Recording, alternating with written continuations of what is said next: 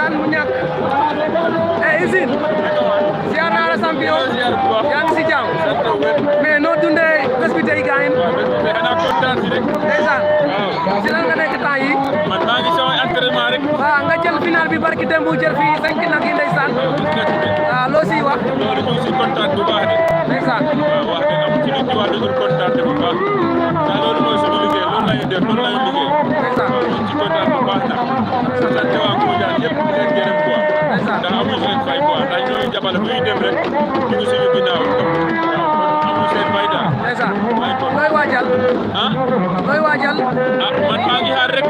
gis naa production daan na ma wax combat de tabaski mais sotteegul daal mais incha allah bëgg naa ko sotti quoi waaw incha allah mais yaa ngi préparé pour am combat fii waaw loolu laa lay wax gis naa production mu ma doon wax combat quoi waaw pour fii nii quoi stade bi quoi mais xaw ma nag maa ngi xaar daal lan moo nekk ci combat bi daal sottiwul wala bon combat bi nag ah nekkul si man daal am naa gars yi ñoo waxagul dara rek pour nga am adversaire bi daal du yomb quoi aja sa biyo kon ba si kanam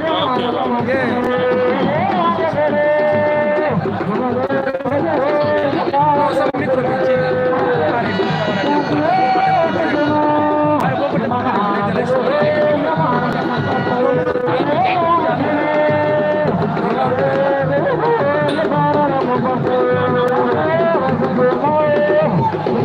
waaw waaw ndeysaan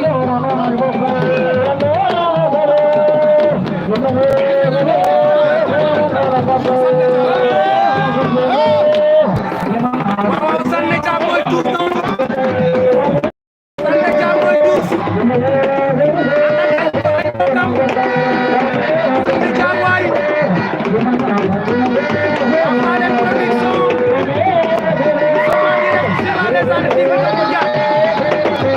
waaw waaw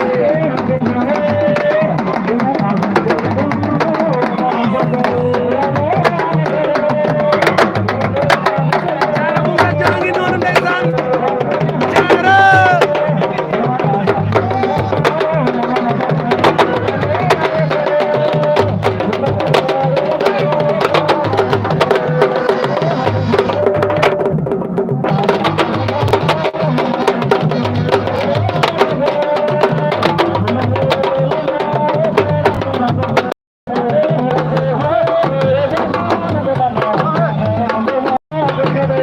Sané Thiam mooy tur noonu ndeysaan ànd ak ki nga xamante ne mooy Tunde waaw Ousseynou Faye ak ki nga xamante ne ndeysaan moom mu daan ne Sidaay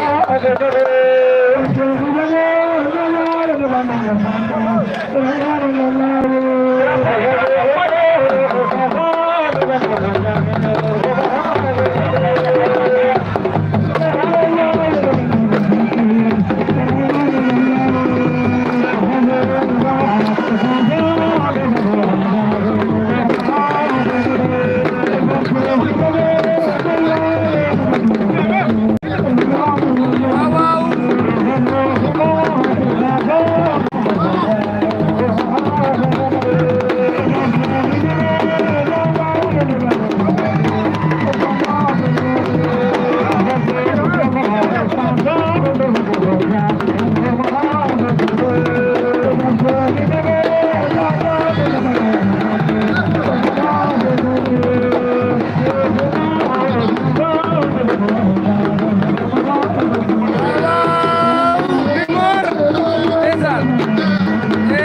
nous sommes en direct sur la Légende TV.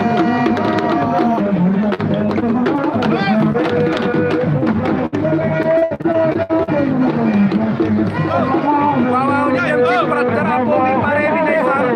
Seydou Sène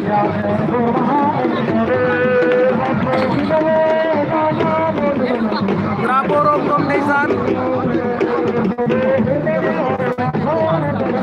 Ngom nous sommes en direct ndeysaan waaye du